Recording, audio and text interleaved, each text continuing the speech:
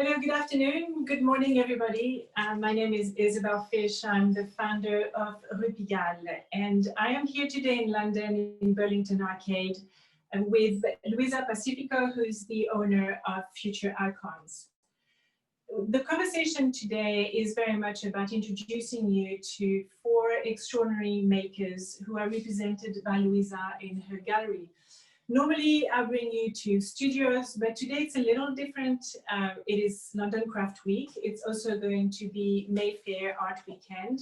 And artists have set up their home in different locations in the city, in galleries, in shops, and are bringing really to everybody their art. So it's a little slightly different format today. Anyway, Louisa, thank you so very much for having us. Pleasure. Thank you. I have to ask, the first question obviously is why Future Icons? Well, I came up with the concept of Future Icons about 4 years ago now. I wanted quite a simple name that people can relate to, and although lots of people feel like I might be representing emerging artists, actually the idea of Future Icons is that people can invest in heritage quality pieces now, enjoy them, and then they'll become future heirlooms in the future. I'm all about making it sustainable so people can actually hand down these quality goods. Right. So I mean, you've been in the art world for a long time. About 16 years now. 16 years, and you've managed some really big organizations. You've been involved in craft, but you wanted to have your own little project. You felt that it was more in tune with what you wanted to achieve, what you wanted to do? Because it's not easy to have a gallery. It really isn't. I don't have a full-time gallery. I use selected locations for periods of the year. And for me, it was very much a lifestyle choice. I only work with people that have collections that I would have in my home, first and foremost. I have to get on with all of my clients as well, because they're very personal relationships. Future Icons is a hybrid of consultancy and agency.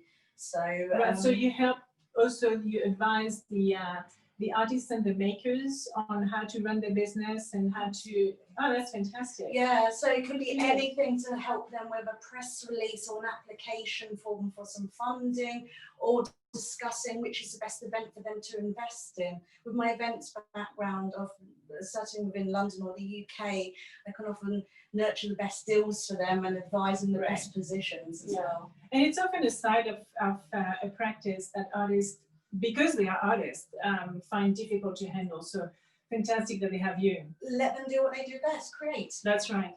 So today you've invited 4 of your artists in your stable, and the art that we're going to see today was made during the lockdown period.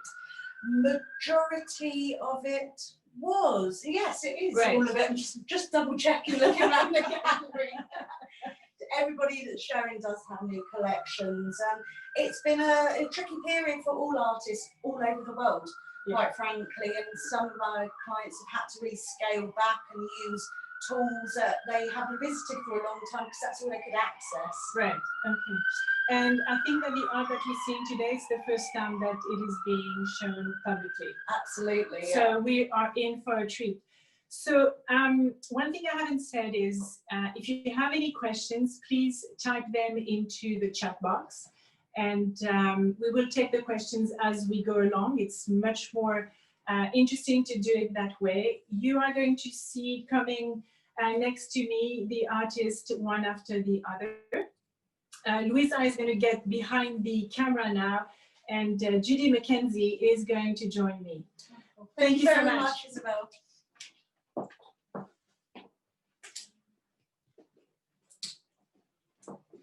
Judy. Hello. Hello, how are you? Fine, good. So we wanted to talk with you about a very specific piece. I'm just going to hand that over to you because I don't want to handle it. So, Judy, your art is? My art is. Your art is. Well, I work with clay, mostly porcelain now. It never used to be so, but I've just graduated with my MA, and it's headed me off in a completely different direction. Right. So now I work with porcelain in a title called narikomi. Narikomi. Which Yeah. is a Japanese technique. And it literally needs kneading clay, so it's to knead.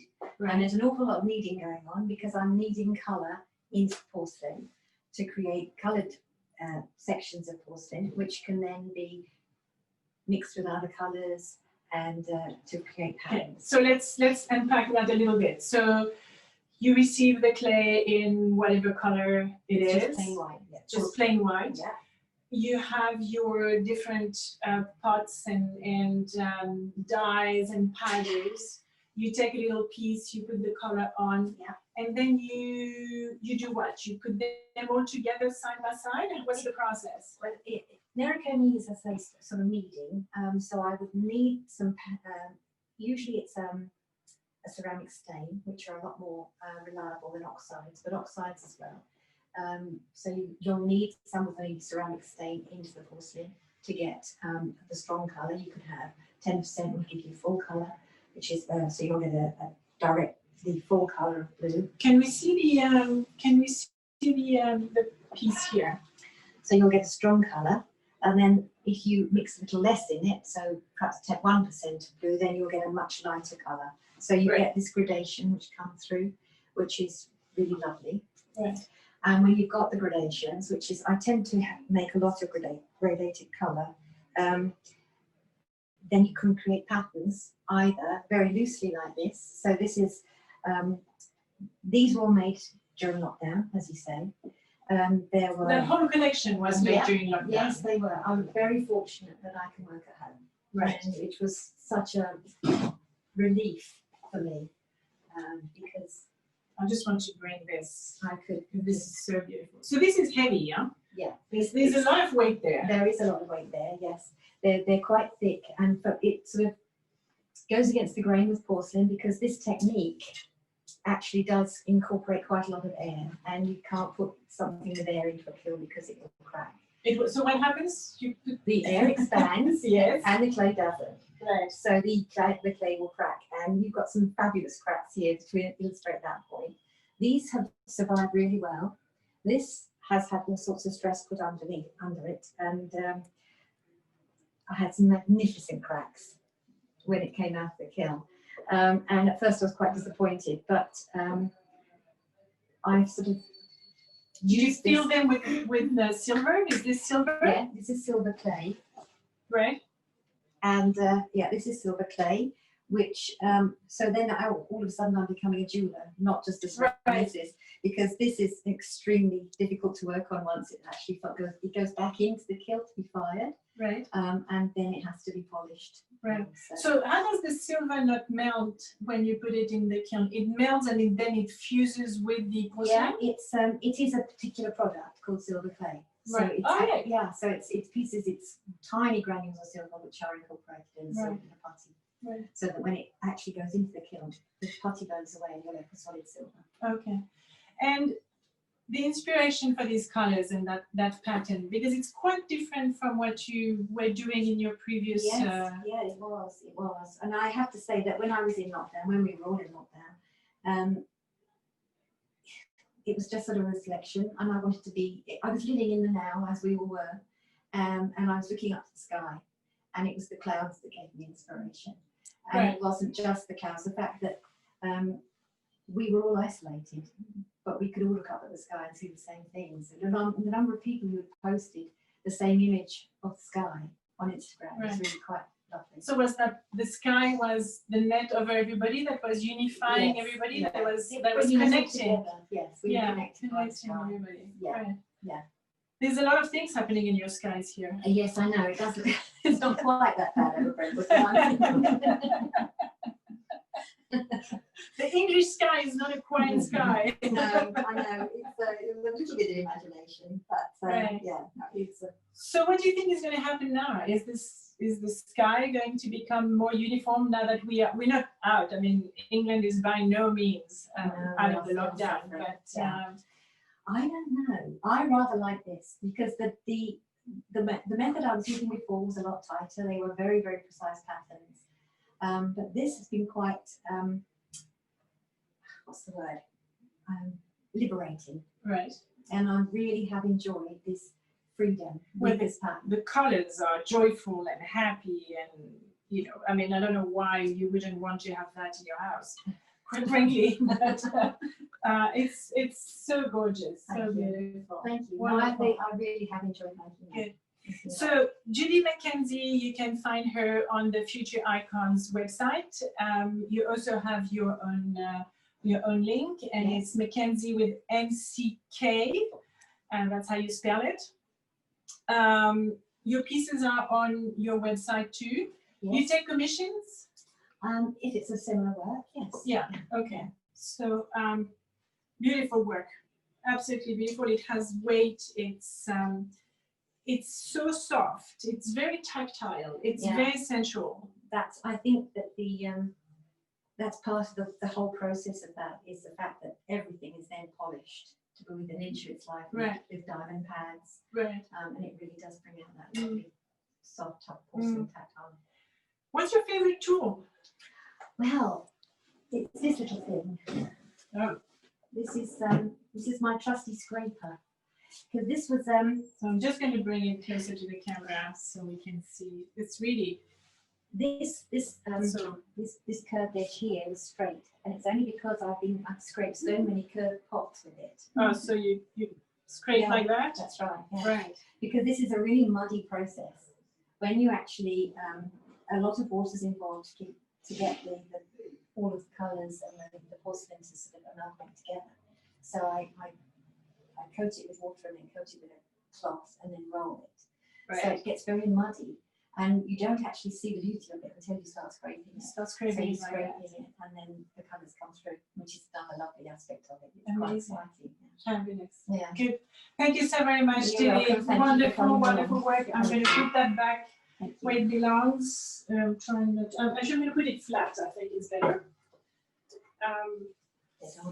Thank you so very much. Thank you. The next artist that we are going to welcome is Rebecca Knott.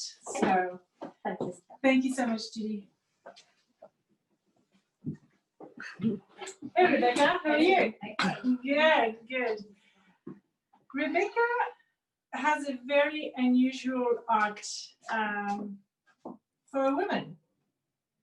I'm going to start like that. I'm going to put it right there. There are more women. What do you do? What is your art? Blacksmithing. You're a I'm an blacksmith. artist blacksmith. Yeah. Right. Yeah. How did you get into that? I was born into it, and growing up around a lot of makers. Yeah. And creative smiths at the time when blacksmithing was being rejuvenated again. Right. Your dad is a blacksmith. He's a master blacksmith? Yes. Right. So you were born in the forge, really? Okay. Yeah, pretty much. And decided that that was your calling when? Well, I didn't so much, but after university, there was a lure of earning some money, and being a skilled student, that was quite handy. Right. And then just fallen in love with it over the years. Right. Will you have a look at your pieces, because they are, so they weigh a ton. I got to tell you that this is not going anywhere. Drop that on your toe, you're going to know. It's a beautiful piece. I'm going to show it like that because we're going to talk about the shape. The shape is very important. It's signed. All the pieces that we're going to look at today are signed. So I'm going to hand that over to you. Tell me about this piece. So your mission was, when you started, sorry to interrupt, but when you started, you said you wanted to push the limits of the material. I wanted to channel, try and encapsulate my emotional self through the work that I make, and using the energy and force that's put into the material and how it reacts in that environment, and create a dialogue between. And create a dialogue between you and the material? Yeah. So this is really a true expression of how you feel at the moment that you strike the metal. Is that how it's going? There is part of that, but also within the texture. These bowls have the texture from a palette that must be over 100 years old. So all the work that's been created on the power hammer has left its mark, like a fingerprint. Right. And the memories from those times and then encapsulated within. Right.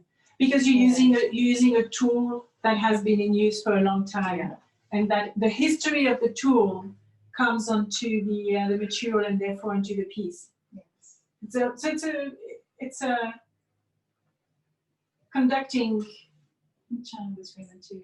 Channel, yeah, it is. And the shape of the piece? They're a cross section of a female pelvis. Yeah.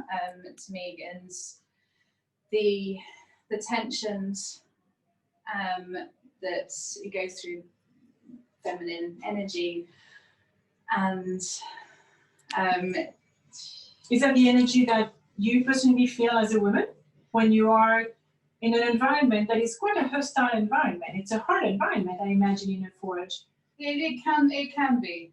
Yeah. And you have to keep your wits about you. Right. And everything's pretty heavy, but trying to turn on its head the idea that being feminine is delicate and genteel, where there's more strength than is perceived in all that, and trying to pass that through these. Right. And everyone's different, yeah, which is the beauty of us as people. That's right, absolutely. I mean, I think that the energy is certainly very, visible. You can sense it. When I hold that piece, I can absolutely, this is not a piece that leaves you indifferent, or it's not something you say, it's beautiful, and that's it. It's something that has its own energy, that has, you can see here the mark, I don't know if you can see the mark of the hammer, all these lines. This is the hammer. And is it the hammer that your dad was using? Is there a family connection there? Yeah. And before him, who? Before him, it was in a factory. Right. And he got to it just before they were going to cut it up for scrap. Wow.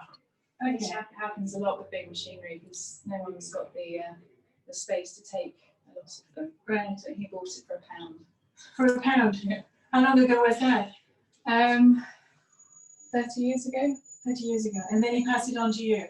I know I may not be quite so lucky. Oh. Unfortunately, the garden's not big enough. Oh, shame. So you did this in your father's forge? Yeah. You just moved out of there, didn't you? Yes. Right. So this piece was made during the lockdown? This was just before. Just before. Lockdown. Okay. I have a small daughter, so I had lockdown with her. Yeah. But I've got several of the same profile as this, quite large, and I laid it out on the road in front of the house, and had everyone driving over it. It was mainly the rubbish lorry. Yeah. And that was quite fun. Having everyone touching it, but no one could touch. Really close. Now, you indicated to me that you are a little bit frustrated with that material because you can't work it with your bare hands. You call it the middleman, and I was a little confused when you said that. There's the middleman between me and the metal, and I was thinking, who is that middleman? In fact, the middleman is your hammer, isn't it? Yes. Yeah, the hammer and the tools can be quite, feel like it can be quite restraining sometimes, and you can't fully be free with it, but at the same time you get the joy of the material reacting in a way you don't expect. Right. And working out how to get the double kink was quite a challenge through that process. Now, a vessel has a lot of negative space. It has a lot of emptiness. What do we do with that? A lot of artists. I was talking this morning to a furniture maker who was telling me all about the negative space in vessels that he's busy making. And vessels have to have negative space, but it seems that every artist has a different interpretation of the negative space in their piece. Yeah, through lockdown as well, I was experimenting with clay to try and get a visual encapsulation of that space.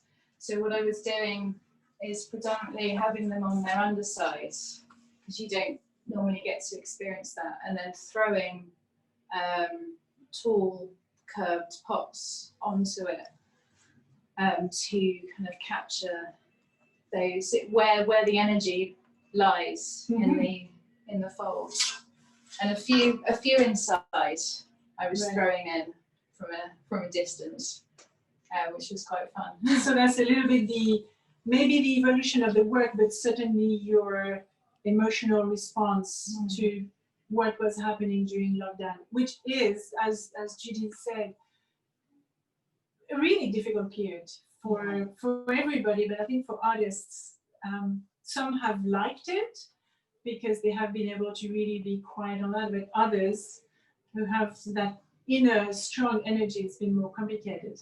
It has been an interesting journey. An interesting journey. We will leave it at that.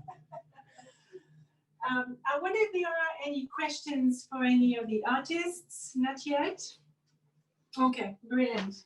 Thank you so very much. Thank you. Wonderful, wonderful work. Thank you very much. We're now going to discover the work of Kevin Stamper. Kevin works in wood. Hello, Kevin. Lovely to have you here. Thank you so much. Kevin specializes in marquetry. You're going to show us some of the beautiful boxes that you are making, and take us a little bit through the process and what is your specialty. Okay, so I'm calling this design is the prism design for obvious reasons in red, but there are other alternatives as well, different colours and so on. So, Right. Using natural wood around the outside, so this is American walnut, and then using the coloured veneers on the top. And the coloured veneers are very important, and what I'm all about is actually staining my own veneers, which is a very difficult process, and it took me about 2 years to work out how to get the stain to go all the way through the veneer. Because of course, if it doesn't, when you sand it, you end up with a very blotchy effect, or it goes completely, and you end up with the original colour. And it turns out it's a much more difficult process than you would expect. You can just leave it soaking in a bucket for about a week. That works, but it takes so long, and you have to have a horrendous amount of buckets and a lot of stain to do it. So the process I've used, it uses pressure, but having spent 2 years developing it, I'm not telling you how I do it. No, you shouldn't. Absolutely, you're entitled to your secret. So now I've built up a collection of colours, sort of ranging through reds, blues, to greens, and so on. It's very important that I'm able to reproduce each colour pretty much as it was original. So I've got a set of what you might call colour cards, duplex cards, if you like, which are then used to advertise to different people what the colours are. And so on. So yeah, and then I can replicate those colours quite easily using the process. I think you brought us some of the samples of your colours, and I love that we can see that the colours are on your fingers. I'm sorry about that. Yes. Hands here. Once it gets on there, you can't get it off. And, That's right. I do wear protective gloves, but if you get a tiny little nick in the protective glove, that's it. You get it all over your fingers. It won't come off. Right. So this is the colour of the veneer before it's stained. What kind of wood is that? So we call this in England sycamore. Sycamore. But I think in America and the States and Canada, I think we call it maple. I think it's a different. Oh right. Maple. Yeah. The Canadian maple. The Canadian maple, yes. Maybe. And this is called figured sycamore. You can see the figuring, the ridges down there, which is just the grain growing in a different direction every quarter of an inch or so. So when you're working it by hand and planing it, it's very, very difficult to work because the grain direction is going in an opposite direction, so it tears out very easily. Right. But it does give a fantastic effect when you colour it. So when it's coloured, you end up with these really vivid blues and greens and lilacs. Wow. You can see there. And these are the base veneers for what I call my starburst boxes. So there are 24 segments in each starburst joined together. So these are just rough cut at the moment, but they will eventually be planed smooth. So they join tightly like so. Right. And then as they go round, you end up with a. No. So here's It's a bit of a show and tell here. Yeah, here's what I'm doing. Right. So you can see the starburst on the top of the box. This one's in natural, again, American walnut, but you can see the work of the starburst as it goes round, and then it goes all the way down the sides as well. And then inside, we have a faux suede, which is a very nice material to use, and it keeps very clean on the inside and is available in nice, nice bright I think we colours. have a question. Yes. It's from Gina. She said, Kevin, love these. What's the most amount of colours you've used in one piece, and how easy is it I can show you that one. to work with curves, shapes? Well, the most amount of colours probably is this one. Looks a bit like a Paul Smith. Well, yes, as we said before. So I'm calling this my candy stripe box, but I'm hoping to turn this into a mirror as well. So these are just 3mm stripes or 1/8 inch stripes, and they're very difficult to work because wood is a natural material. It will move all by itself. So as you cut them, they will tend to expand and contract. So with the wider stripes, it doesn't really show, but with very narrow stripes like this, you can end up with it bulging in the centre. And so this has to be put together in maybe 3 rows, maybe 4, depending on how bad it gets. So you have to straighten off each edge through there to make sure it goes together as a neat line. And then the very satiny, smooth finish is just polishing. It is. It's very important.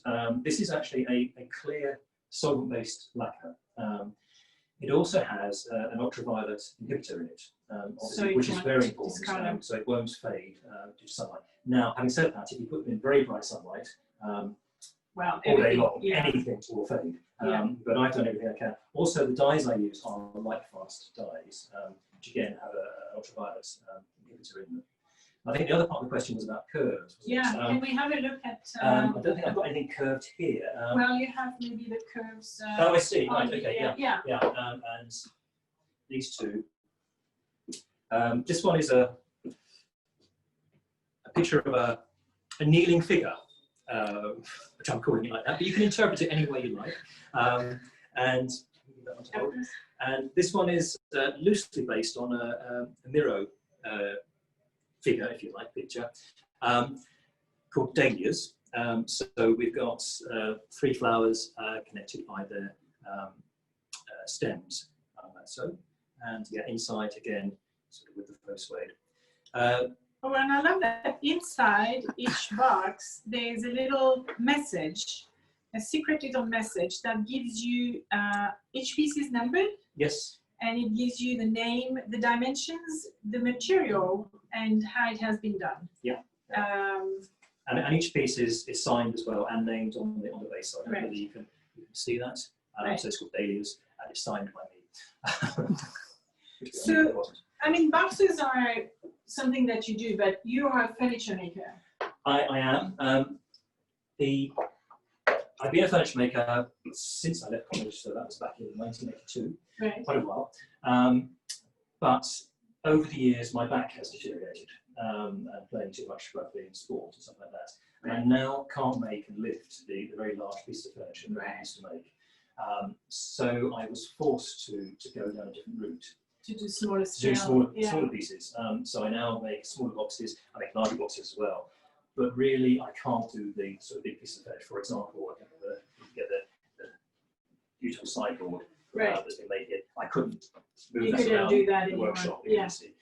I can do it, but then I suffer from my back afterwards. So that's what I've moved on to. But actually, I found it so liberating. Because when you're making a big piece of furniture, you can spend 4, 6, 8 weeks, maybe even 2 months making it.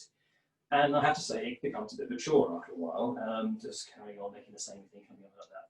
Whereas these, I love these boxes. They're just so immediate, and they're like little sketches, and it just pulls out of you. What can I do next? How can I combine the colours? What can I do? And you can look at artists. So there's, for example, Mondrian, Yeah. which you can take out to there, and you can see how you can Image combine of it. reward. Yeah, exactly. And It's like each the one- ice cream. Yes, there always a rewarded by ice cream. So they're fantastic fun to make, and I really enjoy doing them. And, yeah. And during lockdown, any special pattern or colours that appeal to you? Not particularly. You were saying earlier there were some artists who loved lockdown, and I'm afraid I was one of them. My workshop is about a 5-minute cycle ride away from my home. So I used to cycle through the very, very quiet streets of London, which is very, very unusual, get into my workshop, and it would be dead silent. That hum that you get in a city had just gone. Yeah. And there was no one else in any of the other workshops either. So I was just there by myself, working away. I had the doors open, the weather was lovely, and I could just get on with these little boxes. All these were made during lockdown, and just experiment and try and stain new colours and put them together in new patterns. Right. And it was just such, I'm sorry to say, such a lovely time during the lockdown. Well, I think, yes, I think that we have to acknowledge that Yeah. for some of us it has been a lovely time. Yeah. But I heard some artists saying it was amazing to start with, and as we progressed, the silence became, heavy. And then the silence really scares us. Yeah. I think if you're trapped at home not doing much, Right. I think that probably is an issue. But Yeah. for me, I think I was in my workshop and in my elements and working away. And, Yeah, doing your own things. Exactly. I really enjoyed it. Yeah. Maybe we can have with the camera a little look at the boxes, because they are just so delicious, Yeah. really so delicious. So I'm combining the boxes and the colours with different materials. So, for example, we're focusing on here. This material is fumed oak, which it's a natural oak. In fact, it's the same material as the top of the cabinet here. But you expose it to ammonia fumes, and the ammonia reacts with the tannin in the oak, and Right. it goes this fantastic dark colour. I think it's a lovely colour, and it sets off the coloured veneers very, very Yes, well. it's lovely. But interestingly, it depends on the amount of tannin that is in the actual oak as to how dark it goes. And European oak, which is what this is, goes very, very dark. I'm afraid American oak has hardly any tannin in it at all, and it goes a sort of grey colour, which is equally beautiful, but it doesn't go as dark. So you can get different graduations of colours, which is, I've used that in the past in boxes similar to this one, where I've graduated the dark tone on the area there to take it down to a lighter tone as it gets nearer the edge of the Right. box. But that's on bigger boxes. These boxes aren't quite big enough to be able to do that. And where do you get your wood?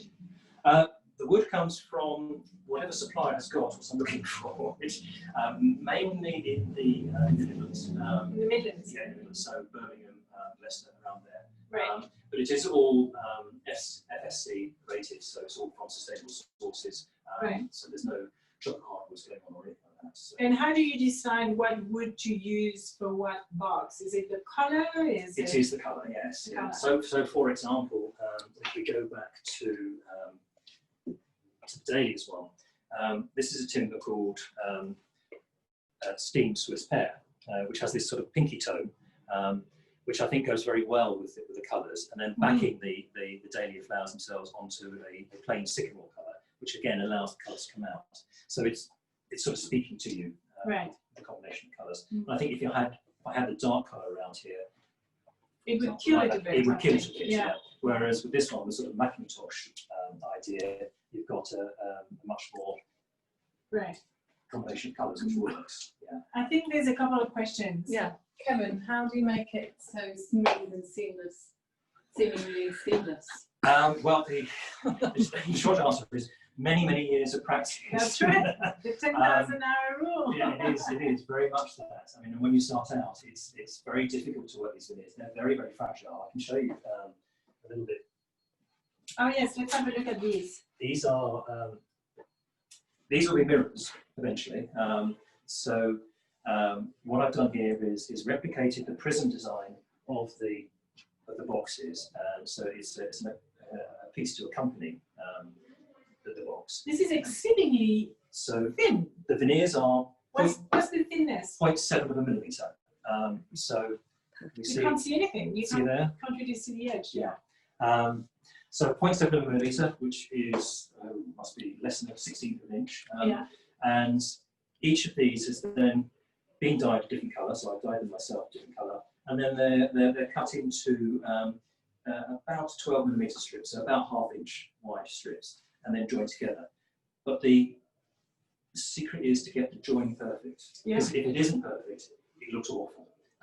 So that is done using a plane, just by hand, on what's called a jig. So the veneer is held in a jig, and the plane is moved across it to get a very smooth finish there. Right. And again, the mitre, which is this joint here, Yeah. is again cut with a jig. But that's cut with a very, very fine Japanese mitre saw to get a very fine cut and then joined together. And then everything is held together with, I don't know if you can see that, with clear sticky tape, sellotape. Very high tech. Indeed, indeed. But that's, I find it's better than using traditional veneer tape. Veneer tape is a water-based product. Again, it makes the veneers expand, and you can't see it white. You can't see through, so you can't see the joint and how tight the joint is, right. which is so you can end up with a mistake. Right. So this side will be stuck down, and obviously the outside of the sellotape will be Yeah. the outside of the sellotape not being finished. Yes. There's another question. Lots of compliments are coming in. Lots of Flooding in. compliments. Yes. Very nice. Absolutely. Wonderful. That's lovely. Right. Yes. Absolutely fabulous. Also, the pieces are also on your website, Yes, they on are. Future Yes. Icons. And I forgot to say that Rebecca's pieces also are on her website on Future Icons. And we have one more question. Yeah. Oh, great. Sharon would like to know how each piece is joined to the one it's next to. How the pieces stripes. joined. Oh, joint. Oh, right. Okay. So this joint, I'll use a different colour. Here's a red one. So initially, you use the sellotape to hold the pieces together, and sellotape is stretched across the row of veneers, and it has a natural tension in it. So when you release it, so you pull both ends. When you release it, it's rather like an elastic band. It pulls the joints together. So just 4 or 5 pieces of sellotape across there. But then, once you've done that, you end up with something very floppy, which you can't really work. So you open up, you use the sellotape rather like a hinge, and open up the joint, and just put PVA, white PVA wood glue in the joint, close it up again, wipe off the excess glue from the outside there, and then put it under a heavy weight. And within 10 minutes or so, it will be glued, and it will become very solid like that, which means, so each of these sides is done first, they're joined together first. So that means And then you put the 4 and together. then I make the mitres. But you can't really cut the mitres until you've glued those edges to those joints together, because the veneers would be too floppy. Yeah. So they would go all over the There place. you go, yeah. Yeah, and you wouldn't get a very tight joint. And then, obviously, once the mitres are cut, these are then glued as well, so you end up with a very stable Right. pattern there, or what we Which call you a can- layer. A layer, which Yeah. you can then apply to the frame and then Frame, yeah. and And then the frame- veneer. The frame will be made from a material called valproate, which is a black stained MDF. So there will be a black edge all the way around. So when they're hanging up, the black will Right. emphasize the colours, and on the inside as well. Of course, the mirror will be there. Amazing. Well, See how it turns out. great ideas for Christmas gifts. Christmas is not far off, so think about it. Thank you so very much. Pardon me? I ship to the States as well. So Are you ship to the States? We ship everywhere. In this gallery, we ship everywhere. We'll do anything for our customers. Indeed. Thank you very much. Thank you so much. Our last artist is Kate Lewis. Kate was a textile artist. Yeah, I am. You Yeah. still are a Yes, textile this artist. is an extension of it. And your practice now is in newspaper collage. Is that how you describe and it? textiles. Yeah, this is almost like a personal research project. Okay. So So can we take one of these pieces off the wall? So again, they were made during, show the camera, let me have seen them. They were made during lockdown.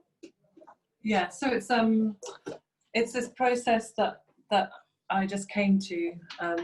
It was a way of processing news. So if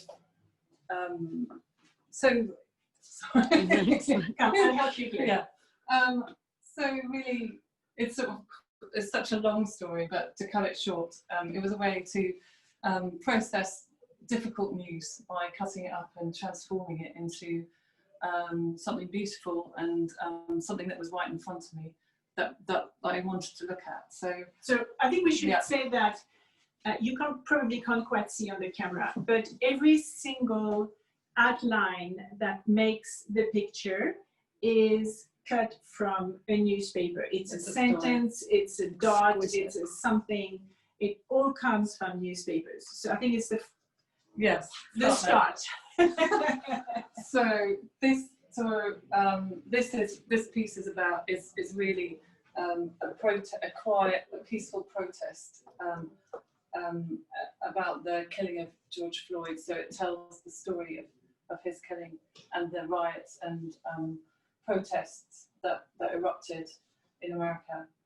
And one of the things that I was feeling was that what I was noticing in the last, because I've been doing this for a few years with things that had happened in the news, we're seeing the way that people were laying flowers to in remembrance and for people in an event, and where they had laid flowers for George Floyd, it became like a memorial garden, and I was really moved by that. And it was the only part of Minneapolis where there was still peace, and so for me it was nature healing, and so that's sort of one of the layers of these pieces, and it's often things that I take whatever's in bloom, sometimes from my garden or from a walk, and draw it. That's how you choose choose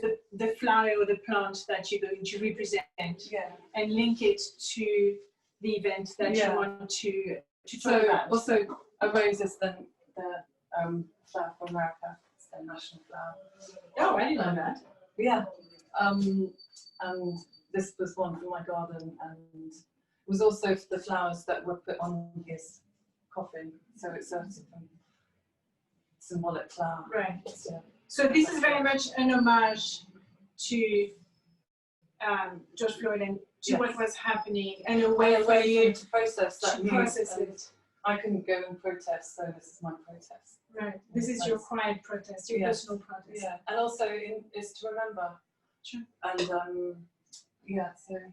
And what about the other one? I'll put this one away, and we can talk about the other one. This is an allium, and this is for Come to me here, so yeah, here we go. for Beirut, and this For is Beirut. the explosion. Right. So partly the flower's chosen because it's quite explosive image. Right. But yeah, it's another, that was it. That sort of signifies the time of year that it happened. It's also like I'm pretty dyslexic, so I'm quite interested in the way that I read things and process things, and like actually slowing down and spending time making an artwork with this story, processing it and reading it very, very slowly. Right. Was really quite interesting. Practice. Is there a message in the if we were to put all these letters together, the big letters together, would it say something? Yeah, it says Beirut howls of revolution amid carnage. Say again, Beirut Howls a revolution. Howls of revolution. Yeah. Amid carnage. Amid carnage. So again, it's another. I'm realizing that it's really I'm joining in the protest. It's about people in revolutions. Right. Yeah. No, absolutely. Yeah. Taking to the street. And when I look at my other pieces, I did one about the snowflake, which was about children, the school children. It was their first protest against climate change. Right. So I actually went to that protest in Parliament Square. But yeah, I think I'm really moved by people taking to the streets and want to be there. You want to be and lay the flowers for them. I think we have a question. We do, from Gina. Do you cut all your pieces from the same newspaper or take snippets from several? That's a good question. Yeah, so So the question is, do you cut your pieces from the same newspaper or from different newspapers for the same piece? mostly I take them on the botanicals. They're all from one newspaper, and then I start to sort of enjoy the little details from that paper, like the little lines that I've used here to draw. With the rose, I've taken. We have the Financial Times here, which is this fantastic colour, pinky, orangey. So I just I took one day is this, because it went on for a while, didn't it? So I used two newspapers in this. The Guardian, I think, is this one, and then the Financial Times. The Financial Times, okay. So I should say that, can I announce it now? Yes. I think we can announce it. So Kate is going to be leading some workshops for us live on Zoom, where we're going to be doing this kind of press collage. It will have a lot of research and artistic thinking in it. And by that, I don't mean that we only want confirmed artists. We are all artists, is my belief. But for us to, if there's an event, a moment in time that you want to reflect or share or use it, and Kate will lead us into that thinking process and then into the making, because the making is just one part of the whole process. So keep an eye out for on the newsletter. I'm going to be announcing it shortly. But I'm really looking forward to that. It's going to be a very different kind of workshop. And if you want to get into the head of an artist, learning his or her skill, trade, how they work, it doesn't get any better than that. It comes out a lot more in helping people.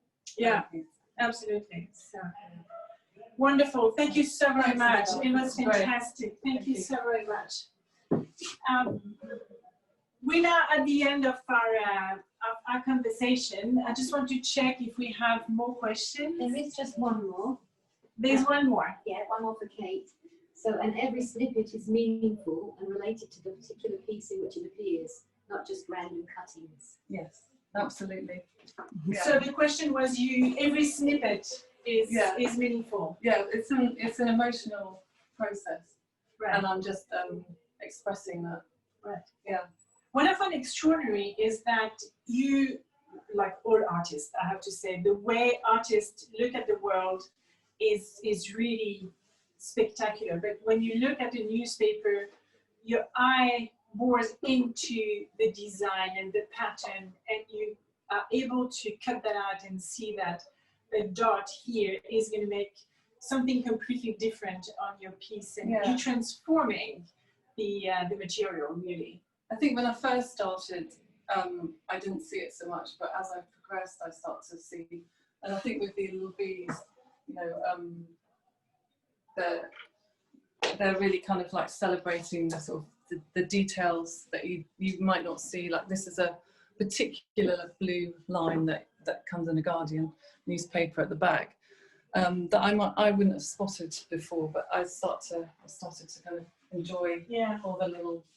You trained your eye to do that. I also wanted to find. You need to talk to the camera because I must With these ones, I really wanted to find the colour in the newspapers. So they're all from papers, but there's lovely, dotty patterns, and there's a black star that's in the Financial Times, and this is the French Le Monde, which is a really particular blue that I love, and here's the Guardian and the Financial Times together.